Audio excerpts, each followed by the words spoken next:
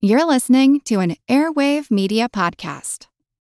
Welcome to the Useless Information Podcast. I am Steve Silverman. On Friday, January 21st of 1955, 22-year-old Everett Stenmark left his small farm near Tarnaby, Sweden for a planned 2-week hunting trip. He made the 20-mile or 32-kilometer trip on skis and took shelter in a somewhat primitive hut that was built from wood and grass. Everett was on the hunt for ptarmigan. That's a medium-sized snow-white game bird that is known as a snow chicken here in the United States. He would typically catch 300 to 400 birds each winter to supplement his income. He was able to sell these birds for about 60 cents each, which would be a little over $5 a piece today. The next morning, Everett awoke to a beautiful day. The sun was shining and there was not a cloud in the sky. The temperature was a sultry 18 degrees Fahrenheit or minus 8 degrees Celsius. After a hearty breakfast, he set out to collect the birds that he had caught in the snares that he had set out the week prior. Just as he was placing the fourth bird into his rucksack, he noticed that the snow was quickly piling up around his legs and that he was gently being slid down the hill. He knew instantly what this meant. Avalanche! Next thing you know, he was buried in the snow.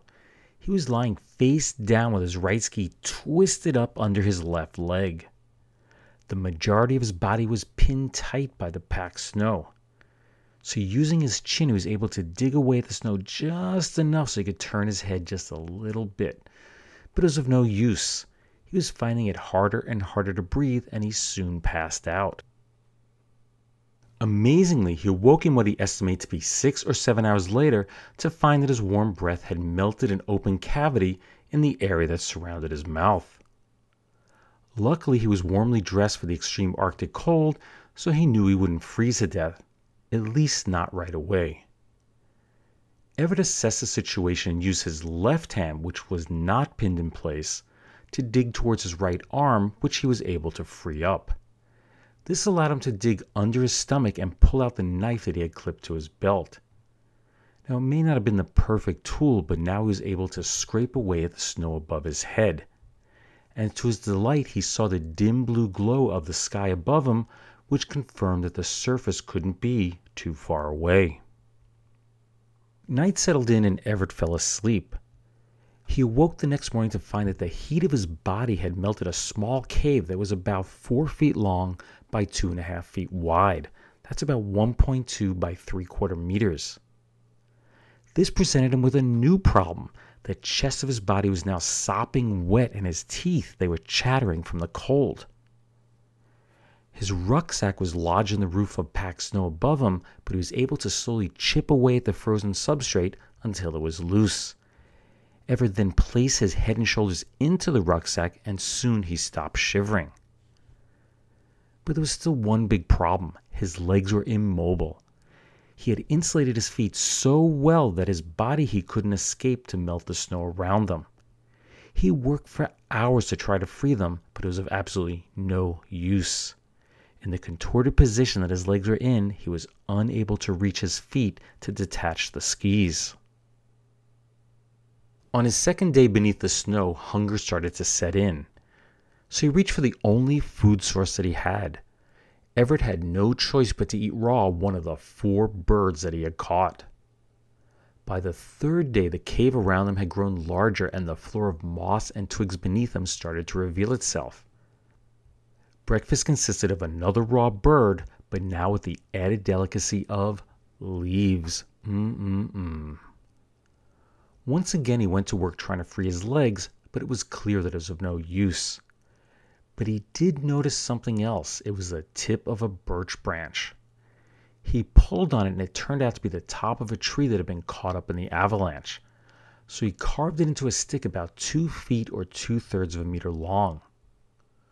Ordinarily, this wouldn't be much of a find, but when one is buried just a few feet from the surface, it becomes a possible means of reaching out to the world above. And that's exactly what he did. With the stick, Everett was able to poke a hole through to the surface. A sense of joy and hope suddenly filled his mind. That's because Everett had previously arranged to meet two of his trapper friends on Sunday at a log cabin located about 12 miles or 20 kilometers away. He knew that if he didn't show up, they would realize something was wrong and they would come looking for him. Of course, there was one big problem with this plan. He was buried under the snow. Just because he was able to get a stick through to the surface, what would be the chance of anyone seeing it? All they would see was a thin stick pointing upward, and that happens all of the time. Everett needed a way for his stick to be seen.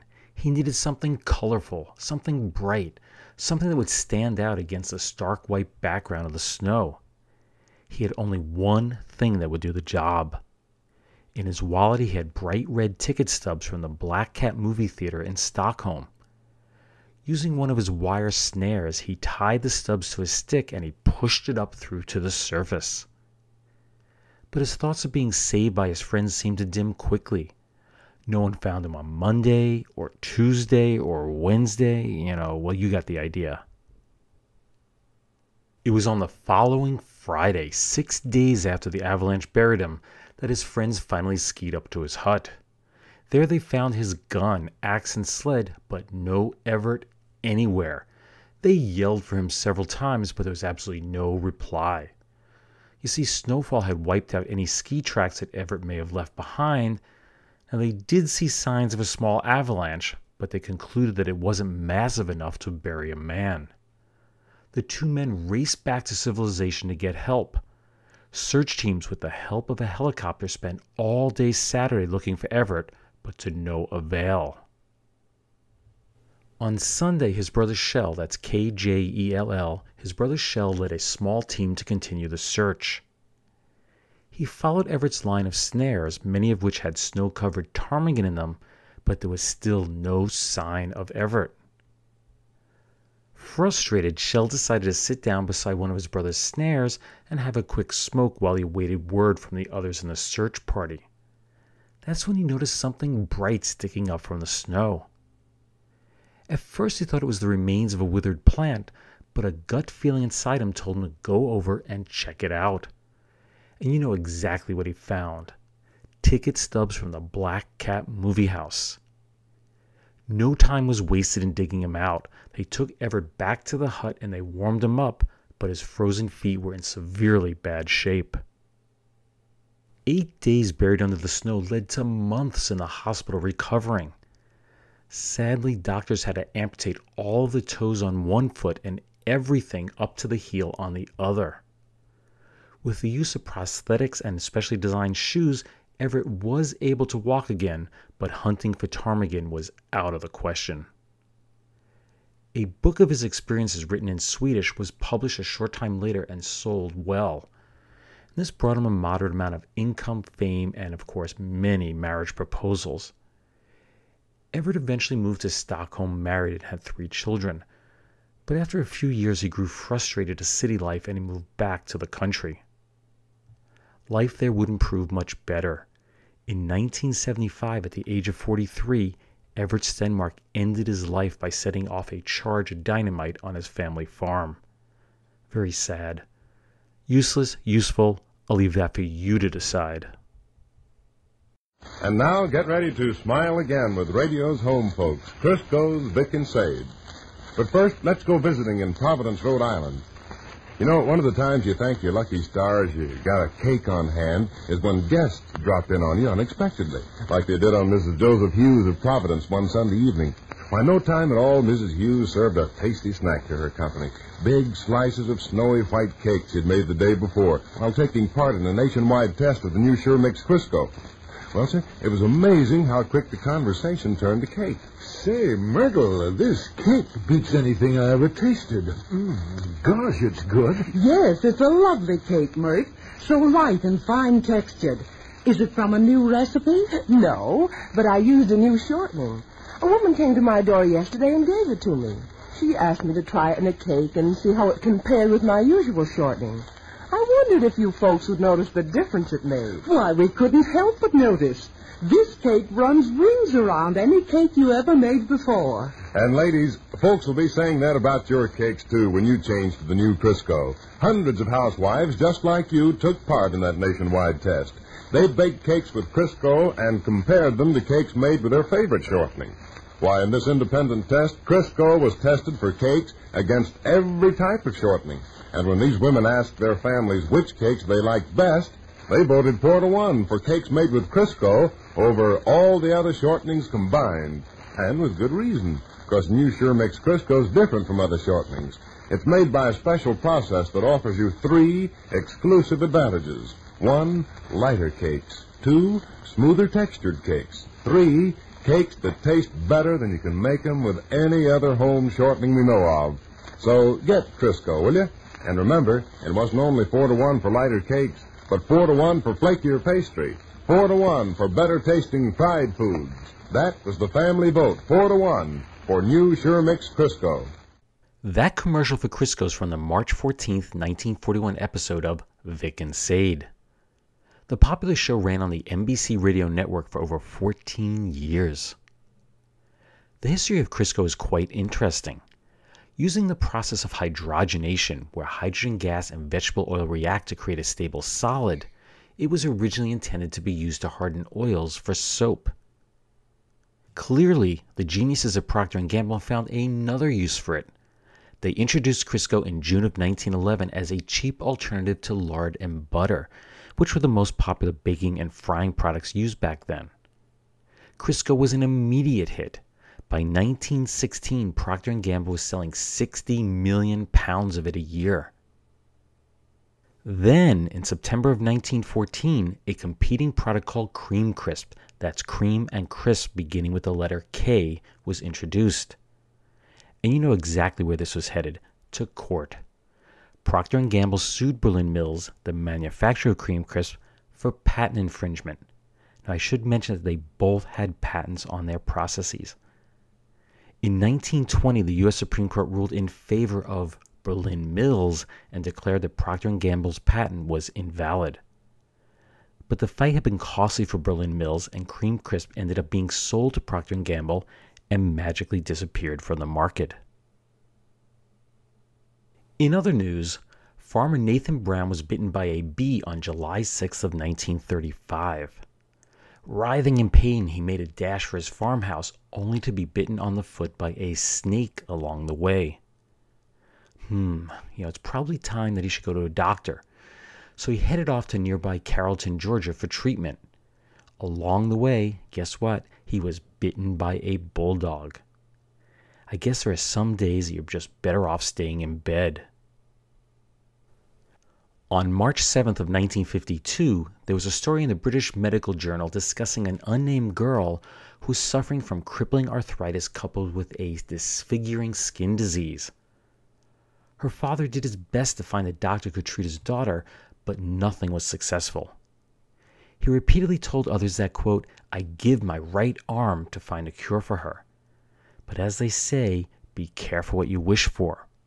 One day, father, mother, and daughter went for a drive in their car and got into a very bad accident. Dad's right arm was torn off in the crash. Amazingly, before Dad's wound had healed, his daughter's arthritis and skin condition had miraculously disappeared. And the last story for today is from September 23rd of 1962. It was reported that a 26-year-old church organist from Stanley Common, England, had decided to cancel her wedding. Sheila Rowe called off the nuptials because her husband-to-be, that was 22-year-old David Graham Hardy, gambled away all of his money. That was probably a smart move on her part. Quote, "He lost the very last of it this week, the day before we're going to be married." The name of the horse that he placed his last bet on was, get this, the appropriately named wedding expenses. Well, that brings this episode of the Useless Information Podcast to a close. As many of you already know from Facebook, I have finally launched the Kickstarter campaign for my invention, the Expandable Universe. First, I'd like to send out a big thank you for those that have made contributions. Unfortunately, the campaign seems to have stalled. A lot of people have written to me, particularly in the animal groups, and told me that they love the idea, but very few have offered a pledge on Kickstarter. While I continue to sell a few books here and there, I basically lose money every year researching and writing these stories. If you'd like to contribute in some way, please consider supporting the development of my invention. Just go to Kickstarter.com and search for Expandable Universe. You can pledge as little as $1, and really $1 is fine with me. If you could pledge something, that would be great. If you prefer not to, I certainly understand.